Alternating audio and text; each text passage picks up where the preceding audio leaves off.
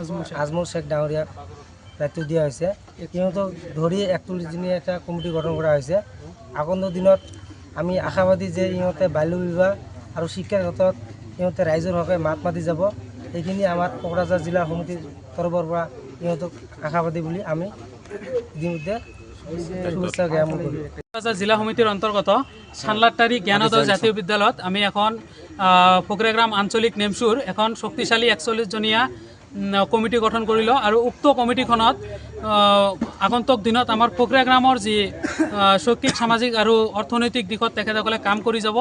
আমাৰ যি সন্মুখত ফকৰাগ্ৰামৰ যিবোৰ বেদী আছে সেই বেদীৰ বিৰুদ্ধে তেখেতসকলে কাম কৰি যাব। যেনেকুৱা বাল্য বিবাহ আছে, শিশু শ্ৰমিক আছে, যেনেকুৱা মদ ভাং জুৱা এইবোৰৰ বিৰুদ্ধে তেখেতসকলে আগন্তুক দিনত কাম কৰি যাব। আৰু আমাৰ ফালৰ পৰা আমি শুভেচ্ছা জ্ঞাপন কৰিলোঁ যাতে আগন্তুক দিনত আমাৰ আঞ্চলিক সমিতিখনে যাতে ৰাইজৰ হকে সুচাৰুৰূপে কাম কৰি যাব পাৰে সেইকাৰণে আমি শুভেচ্ছা জ্ঞাপন কৰিলোঁ। ফকৰাগ্ৰামবাসীক জনাবলৈ পাই অতি আনন্দিত হৈছোঁ যে আজি আমি পুৰণি যিটো আঞ্চলিক কমিটি আছিল নেমচুৰ সেইখন ভাঙি দি আজি আমি এখন 41 জনীয়া আঞ্চলিক কমিটি গঠন কৰিলোঁ।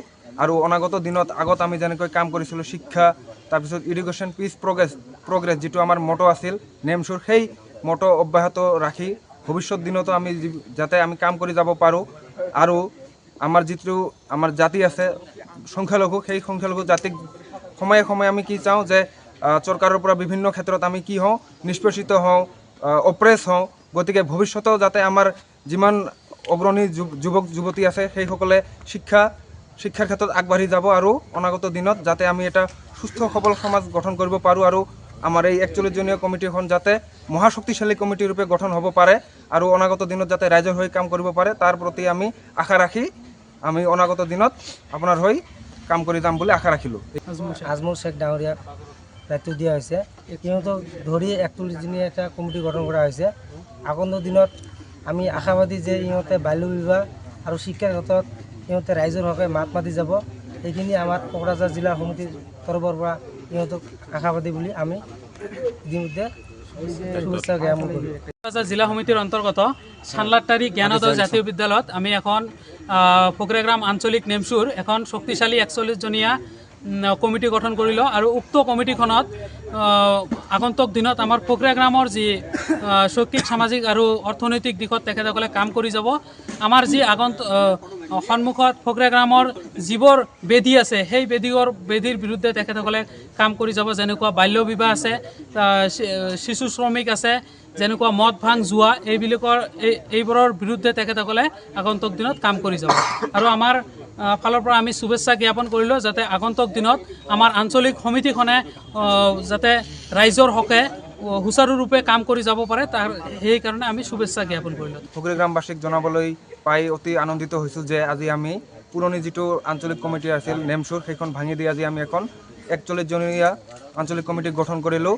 আৰু অনাগত দিনত আগত আমি যেনেকৈ কাম কৰিছিলোঁ শিক্ষা, তাৰপিছত ইডুকেশ্যন পিচ প্ৰগ্ৰেছ যিটো আমাৰ মটো আছিল নেমচুৰ, সেই মটো অব্যাহত ৰাখি ভৱিষ্যত দিনতো আমি যাতে আমি কাম কৰি যাব পাৰোঁ।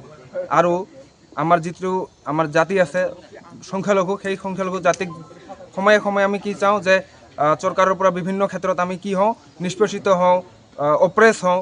গতিকে ভৱিষ্যতেও যাতে আমাৰ যিমান অগ্ৰণী যুৱক যুৱতী আছে সেইসকলে শিক্ষাৰ ক্ষেত্ৰত আগবাঢ়ি যাব আৰু অনাগত দিনত যাতে আমি এটা সুস্থ সবল সমাজ গঠন কৰিব পাৰোঁ আৰু আমাৰ এই 41 জনীয়া কমিটিখন যাতে মহাশক্তিশালী কমিটি ৰূপে গঠন হ'ব পাৰে আৰু অনাগত দিনত যাতে ৰাইজৰ হৈ কাম কৰিব পাৰে তাৰ প্ৰতি আমি আশা ৰাখি আমি অনাগত দিনত আপোনাৰ হৈ কাম কৰি যাম বুলি আশা ৰাখিলোঁ।